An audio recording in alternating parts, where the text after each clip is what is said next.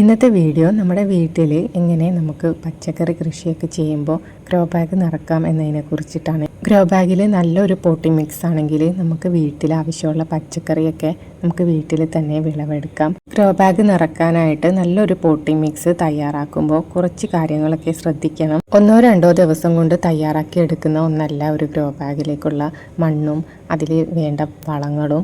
ആദ്യം തന്നെ എടുക്കുന്നത് മേൽമണ്ണാണ്. അപ്പം നമ്മുടെ വീട്ടിലെ പറമ്പിലുള്ള മേൽമണ്ണ് എടുത്ത് അതിൽ കുമ്മായി വിട്ട് 15 ദിവസം ട്രീറ്റ് ചെയ്ത് നല്ല രീതിയിൽ മിക്സ് ചെയ്ത് നമ്മൾ വെക്കുക. അപ്പോൾ ഇത് ഞാനൊരു 15 ദിവസം ട്രീറ്റ് ചെയ്ത മണ്ണാണ്. ഇതിലേക്ക് ഞാൻ ചേർത്ത് കൊടുക്കാൻ പോകുന്നത് എല്ലുപൊടിയാണ്. ചെടികളുടെ വേരിൻ്റെ വളർച്ചയ്ക്ക് അത്യാവശ്യം വേണ്ട ഒന്നാണ് എല്ലുപൊടി. എല്ലുപൊടിക്ക് പകരമായിട്ട് നമുക്ക് വേണമെങ്കിൽ റോക്ക് ഫോസ്ഫേറ്റും ഉപയോഗിക്കാം. പിന്നെ ഇതിലേക്ക് ചേർക്കുന്നത് ചാരമാണ്. ചെടികളുടെ രോഗപ്രതിരോധ ശേഷിക്കും നല്ല വളർച്ചയ്ക്കും പൊട്ടാസ്യം ലഭ്യതയ്ക്കും ഒക്കെ ചാരം വളരെ നല്ലതാണ്. പിന്നെ ഇതിലേക്ക് നമ്മൾ ചേർക്കാനായിട്ട് പോകുന്നത് ചാണകപ്പൊടിയാണ്. ചാണകപ്പൊടി, ആട്ടുംകാഷ്ടമോ കോഴിക്കാഷ്ടമോ ഒക്കെ നമുക്ക് ഉപയോഗിക്കാം. ഇതിലേതെങ്കിലും ഒന്നോ അല്ലെങ്കിൽ എല്ലാമോ ഒക്കെ നമുക്ക് ചേർക്കാം. പിന്നെ ഇതിലേക്ക് ചേർക്കുന്നത് വേപ്പിൻ പിണ്ണാക്കാണ്. വേപ്പിൻ പിണ്ണാക്കും നമ്മുടെ കയ്യിൽ വീട്ടിലൊക്കെ മുട്ടത്തോടുണ്ടെങ്കിൽ മുട്ടത്തോട് പൊടിച്ചതും ഒക്കെ ചേർക്കുന്നത് ചെടിക്ക് കീടനിയന്ത്രണത്തിനൊക്കെ വളരെ നല്ലതാണ്. ചെടികൾക്ക് നല്ല വേരോട്ടം ഉണ്ടാകാനും ഉറച്ചു പോകാതിരിക്കാനും പോട്ടി മിക്സ് തയ്യാറാക്കുമ്പോൾ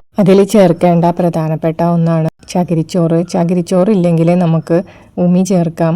ഉമിയും ഇല്ലെങ്കിൽ കരിയില കമ്പോസ്റ്റ് ഉണ്ടാക്കിയിട്ട് അത് ചേർത്ത് കൊടുക്കുക. അപ്പോൾ നല്ല രീതിയിൽ തന്നെ നമ്മൾ ചകിരിച്ചോറ് ചേർത്ത് കൊടുക്കുകയാണെങ്കിൽ നമ്മുടെ ചെടികൾ അത്രയും നന്നായിട്ട് തന്നെ വളരും. ഇതെല്ലാം കൂടി നന്നായിട്ട് തന്നെ മിക്സ് ചെയ്ത് കൊടുക്കണം. അപ്പോൾ നമ്മൾ നല്ല രീതിയിൽ മിക്സ് ചെയ്ത് കൊടുത്താൽ മാത്രമേ ചെടിക്ക് അതിൻ്റെ ബലം ലഭിക്കൂ. ഇത് നല്ല രീതിയിൽ മിക്സ് ചെയ്ത് ഉടനെ ഗ്രോ ബാഗ് നിറക്കുന്നതിലും നല്ലത് ഒരാഴ്ചയ്ക്ക് ശേഷം നിറക്കുന്നതായിരിക്കും. അപ്പോൾ മിക്സ് ചെയ്യുമ്പോൾ ഇതിൽ കുറച്ച് ട്രൈക്കോഡർമ കൂടി ചേർക്കുക. അപ്പോൾ നമ്മൾ ചെയ്യുന്ന വളത്തിൻ്റെ ഇരട്ടി ബലം ചെടികൾക്ക് ലഭിക്കും. ചകിരിച്ചോറ് എടുക്കുമ്പോൾ ഒരാഴ്ച എങ്കിലും വെള്ളത്തിലിട്ട് നന്നായി കഴുകി വേണം ഉപയോഗിക്കാനായിട്ട്. ഇതിലടങ്ങിയിരിക്കുന്ന ടാനിൻ്റെ അംശവും ഉപ്പിൻ്റെ അംശമൊക്കെ നമ്മുടെ ചെടിയുടെ വളർച്ചയെ മുരടിപ്പിക്കും. ചകിരിച്ചോറ് നേരിട്ട് നമുക്ക് എടുക്കുക. അതല്ല എങ്കിൽ കമ്പോസ്റ്റാക്കി ഉപയോഗിക്കാം. അപ്പോൾ കമ്പോസ്റ്റാക്കി ഉപയോഗിക്കുകയാണെങ്കിൽ നല്ല രീതിയിലുള്ള ഒരു വളം കൂടിയായിട്ട് മാറും. ഇതെല്ലാം മിക്സ് ചെയ്തതിന് ശേഷം ഞാൻ ഉപയോഗിക്കുന്നത് ഇതേപോലുള്ള ഒരു അരിപ്പയിൽ അരിച്ചിട്ടാണ്. അപ്പോൾ നിങ്ങൾക്ക് വേണമെങ്കിൽ അങ്ങനെ ചെയ്യാം. അപ്പോൾ കല്ലും മണ്ണും ഇതെല്ലാം പോയി കിട്ടും. അപ്പോൾ അങ്ങനെ ചെയ്യുമ്പോൾ ചെടിയുടെ വേരോട്ടം നന്നായിട്ട് ചെടി നന്നായിട്ട് വളരും. അപ്പോൾ കുറച്ച് നമ്മൾ ഇങ്ങനെ ഇച്ചിരി മെനക്കെട്ട് കഴിഞ്ഞാൽ നമുക്ക് നല്ല രീതിയിൽ ചെടി വളർത്തിയെടുക്കാം.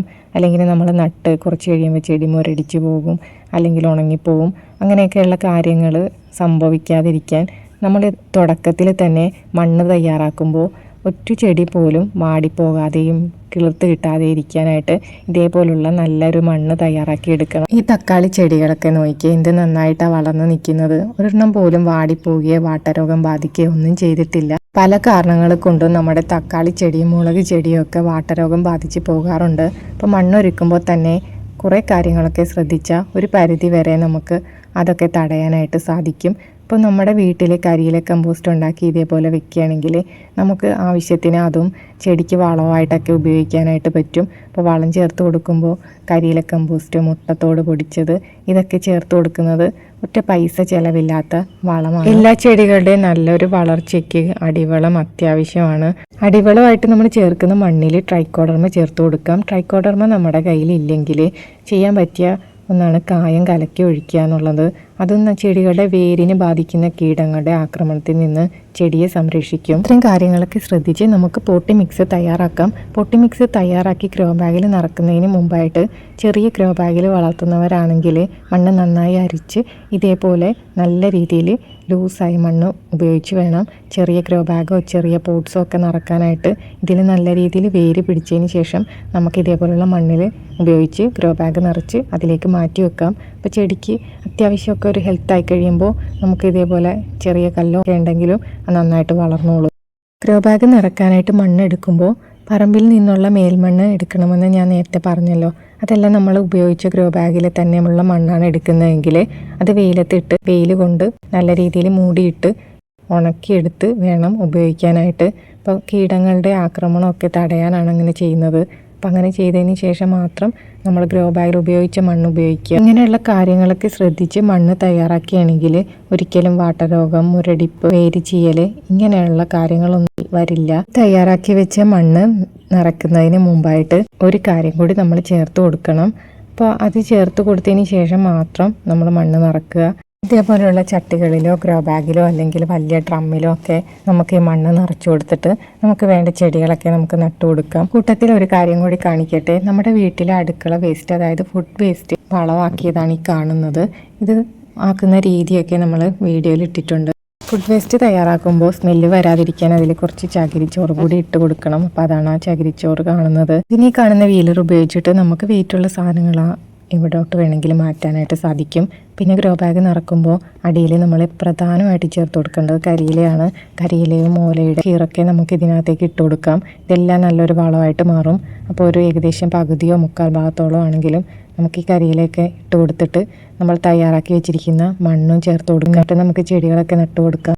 അടിവളമായിട്ട് ചേർക്കാനായിട്ട് ചാണകപ്പൊടിയോ എല്ലുപൊടിയോ ഇതൊന്നും ഇല്ലാത്തവർക്ക് ചെയ്യാൻ പറ്റിയ ഒരു ടിപ്പാണ് അടുത്തതായിട്ട് പറയുന്നത്. ആയിട്ട് വേണ്ടത് നമ്മുടെ അടുക്കളയിൽ വേസ്റ്റാണ്.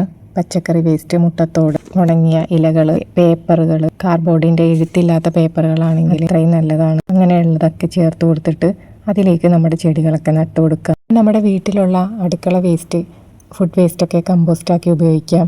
കരിയില കമ്പോസ്റ്റാക്കി ഉപയോഗിക്കാം. ഇതൊക്കെ എങ്ങനെയാണ് ചെയ്യുന്നത് എന്നുള്ള വീഡിയോ ഒക്കെ ഞാൻ ഇട്ടിട്ടുണ്ട്. എല്ലാവരും അതൊക്കെ ഒന്ന് കണ്ടു നോക്കുക.